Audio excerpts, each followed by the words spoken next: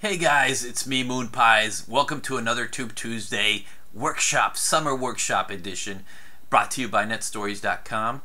I am back this week into workshop mode, but I'm actually going to cover a topic which is going to morph into a channel review and then morph right back into a topic. I got a comment. Actually, it was a comment on a video, on my most recent Tube Tuesday video. From DinoMac24, and DinoMac24, I've checked out plenty of his videos, and he did ask to be reviewed earlier, so I figured I could kill two birds with one stone by actually answering his question, which is a very good question, and going over his channels. His request is, can you do a short video on how to deal with trolls? I've been dealing with one for the last few days, and it's a real pain in the butt having to remove the comments. I've already set comments to approved, but this person keeps changing accounts, etc. Alright, so let's get to DinoMac24, which is the Crazy Dad channel. And in the video, actually, he did discuss the whole troll thing.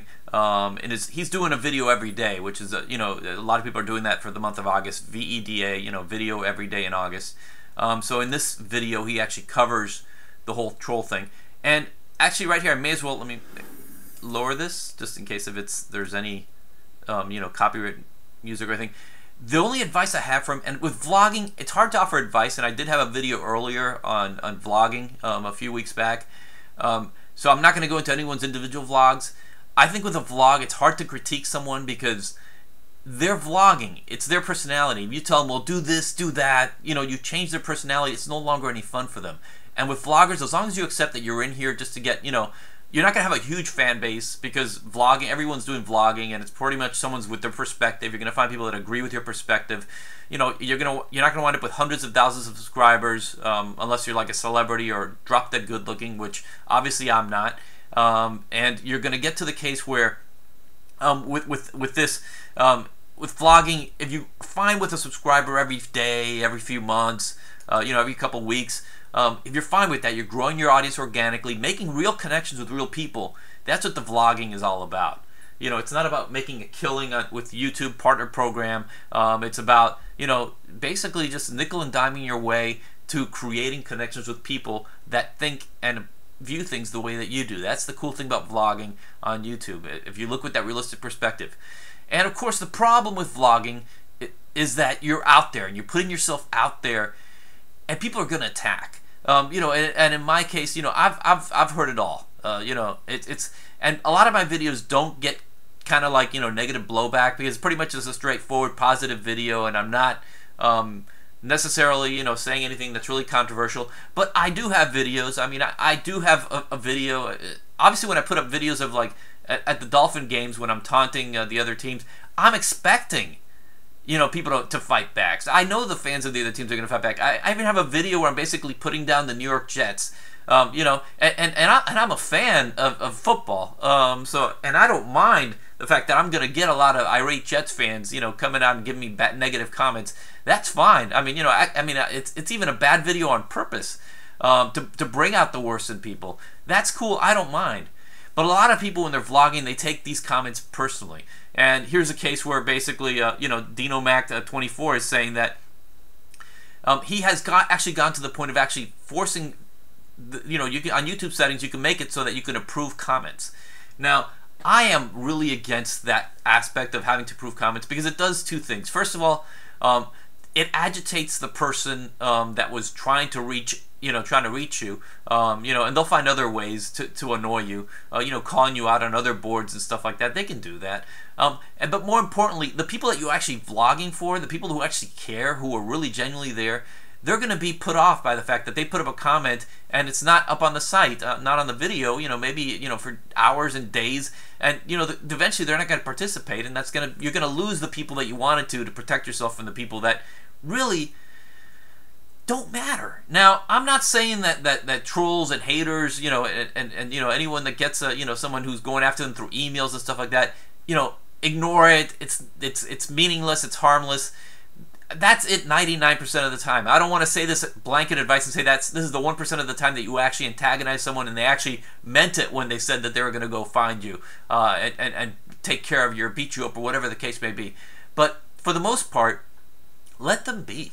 You know, if in high school, you know, basically, you know, if you were bullied around, or you know, if you had people picking you for fights, you really couldn't ignore the bully.